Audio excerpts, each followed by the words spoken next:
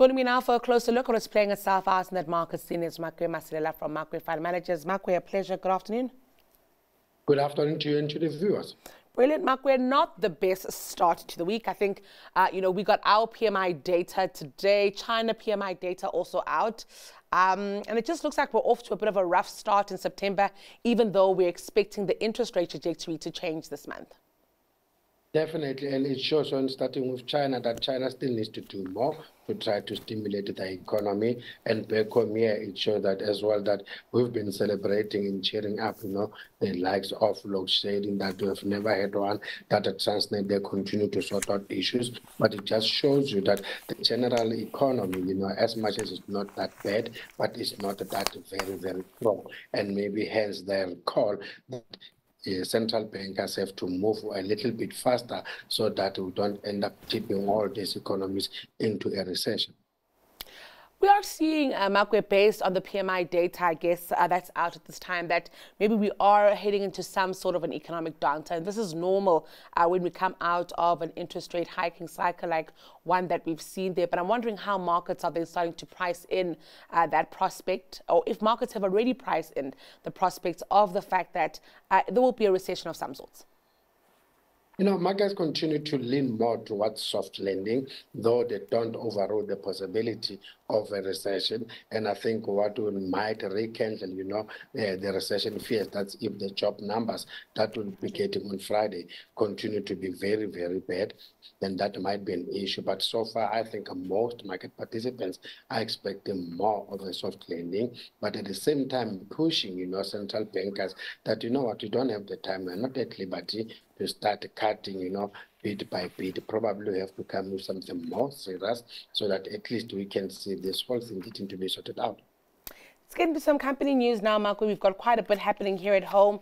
Maybe starting off with Sun International. They've gone on to do super well. Sunbet, the star of the show. I always say that gambling is becoming a very interesting and dominant business, not only here in South Africa and around the world. Sun International benefiting from that. Definitely, and last week we had the likes of Capitec flagging online betting, as a concern. All that confirms that online betting continues to be this big thing. The likes of this SA as well have been showing that this continues to grow, and now the likes of Sun International, they're confirming in their numbers that yes, online continues to grow, hence we see Sunbet continue to be a star performer. And remember, there was a point that these companies were struggling, so probably it's their time to try to get some bit of shine. Certainly one worth watching for, Makwe. Let's also talk about Sibanye there. I see the share price down quite sharply today, more than 4.6%, as they've gone on to guide markets about a weaker performance there. Huge impairments here. I think a lot of the resources companies that we've spoken to lately, Makwe, have spoken of impairments of sorts. Master Drilling comes to mind. Sasol also comes to mind there. And here, 7.5 billion rand hit for Sibanye. And especially that it comes mainly from their plant equipment, and because, those high valuations, when it comes to those equipment, don't make sense anymore, given that the focus is not that attractive. So hence, we have to come with some impairments. And the likes of Sibanye as well, we have seen what has been happening with commodity prices, and especially the likes of PGM, that they continue to struggle. So it's not surprising for the guys to expect to see profits going down by almost 98% or so. Let's touch on Bidvest now. I think, a 7% increase in headline earnings. This is a company that's so well diversified, Makwe, that, where, like in this case, two divisions aren't doing as well as they can. The other five kind of give them a boost, and really just showing the art of diversification. Definitely benefiting from that, and bearing in mind that they had almost 11 acquisitions within this period, and maybe that is why we see the likes of their return on funds employed, decreasing moderately by almost 2.6% to 36%, and same applies to the return on invested capital, going down by almost 6.9 to 16.1%. And yes, their revenue was marginally up, I think 6.8 or so, but you look also into their total headline earnings per share, increased by near 4.3%. Same applies to the dividends themselves, increasing by around 4.3%, but their geographic spread and their diversification continues to benefit them. And as we said, it was only two divisions. I think the commercial products division and also the automotives, and for the reasons that we all know. Makwe, I just want to touch on the issue of the automotive sector here, also thinking about the likes of CMA, Super Group, those kinds of companies. Now, we are in this month of September. This is the month where we are starting to expect interest rate cuts. But I'm wondering, just from an investor perspective here, are we expecting to see an immediate kick back into the automotive sector, an immediate boost? Or could consumers remain cautious for a little bit longer? I think they will remain a little bit cautious for much longer, and all because people will try to use the opportunity to try to repay their debt as quick as they can, especially that kind of a debt that acquires or attracts higher interest. So yes, you will also get those ones who might maybe want to get into buying a new vehicle, but I don't expect most people to do that. I'll expect them to continue to hold. And maybe that will also benefit those dealers, because now it means they will make more money when it comes to parts and service. Let's also touch on RCL Foods. I think an interesting one there. Rainbow unbundled dividend back. I'm wondering how investors are taking stock of that. The whole point of the unbundling was value unlock there, and it looks like that's exactly what they've achieved, Makwe. And remember, the very same period, they also sold that Vector Logistics. So now these guys, as it stands now, they've got mainly your baking, your grocery, your sugar, and we've seen sugar itself has managed to help, when it comes to the overall financial performance, which is EBITDA, managing to increase by over 36%. So that bodes well for them going forward. And the guys, I think they think going forward, they will continue to pay us dividends because they managed to get out of all those kind of things. But the guys were fortunate enough to be able to increase prices, and they had to do that because they had to counteract the increase when it comes to their inputs.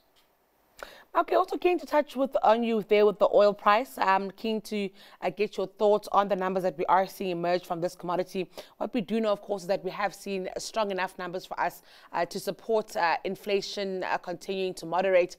But I'm just wondering also if we're seeing it as an economic indicator, how oil has been trading.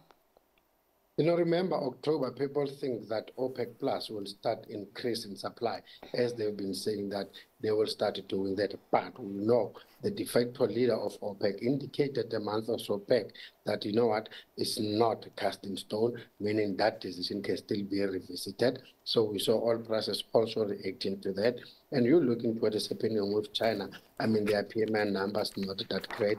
And as much as we see that the US not doing that badly, but those are the two largest consumers when it comes to oil. So if we don't see some convincing numbers that those economies are growing, then definitely demand of oil will be impacted. And now that might also be a problem. So is it a bellwether the way it used to? I think most fundamentals are out of the window, because now lately as well, oil has been driven by headlines, tensions when it comes to Middle East. If you see some escalation, then people start to be worried about supply disruptions, stuff like that. Well, Makwe, let's get into some stock picks now. Maybe let's start off by looking at counters that have found favor with your industry peers. Up until about 3 weeks ago, I didn't know a lot about the stock, but I've been reading up on capital appreciation, looking at their financial statements and the investment case behind it, as well as the valuation, and it is quite compelling. So it's a fintech company. The biggest portion of their business, or the business that will be most well known, is on these transaction terminals that you get at shops. Yes. They basically sell or rent those terminals to the big banks in South Africa, who then put them in shops. So that is the main part of the business. But they also run the software that goes into those terminals, and they also innovate around what those terminals can do. It's a really, really solid business. They've grown from zero revenue when they listed a few years back to over R1 billion worth of revenue now, and a lot of that income is annuity income. It translates into really strong cash flows. They have absolutely no debt, and they're paying a really, really nice dividend. So by our calculations, we're looking at a forward PE of 7 times, which is super cheap for a company expected to grow earnings by 30% over the next couple of years. Mine was Coinbase. I think this is a really interesting one. I guess there's been this whole argument about if you want any sort of proxy or entry into the crypto market without actually holding the coins themselves. Generally, people might say, well, you could get into the ETFs. What I find particularly interesting for Coinbase is that when you see periods of downside in terms of, say, the likes of Bitcoin, you're likely to see significant downside in terms of Coinbase. But companies like Coinbase also make money off of that trading revenue. So volatility counts in their favor. Bearing in mind, we're just a few months beyond that latest halving event. And generally, when you're looking for periods of outperformance for crypto as a whole, you generally look towards that post-halving period. So I would say the next 12 months from a historical and cyclical perspective should benefit the likes of cryptocurrencies, and therefore you'll see Coinbase likely benefit from, if we do see that boost in terms of Bitcoin and some of the crypto assets, you see the benefit in terms of higher transaction values, but also when we see that volatility, you're also seeing increased revenues from that side of things as well. All right, Makwe, keen to get your thoughts on some of those. We've got capital appreciation and Coinbase Global. I think, with Coinbase, the more you continue to see regulators trying to find ways how to get involved and regulate the market, then it makes this whole crypto thing more acceptable to people and get people to be more confident to get involved into it. And I like the fact that it's a nice indirect way to participate in the industry. And with capital appreciation, I mean, the fact that they're not only just supplying, but also developing the software, I think that's a very good value proposition. And bearing in mind that fintech is the future. I mean, even our mobile services are also getting into the likes of fintech. So it stands a very good chance. Hopefully, it's not priced for perfection because the valuation seems to be very rich for my liking. Well, that's it. Which counter are you going with today? I'll go for Santam. Yes, we know the guys struggled. They've managed to know that the environment has been tough, but the guys, for the fact that they're diversified in a proper way, I mean, across your insurance classes, geographies, and also when it comes to the market, the general market. And we've seen that they've at least managed to deliver resilient interims.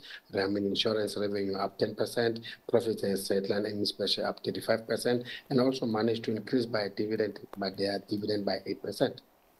Well, Makwe, an absolute pleasure having you getting the week going for us. Thank you for your time today. Have a fantastic one. That was your Midday Markets Update with Makwe Masilela from Makwe Fund Managers.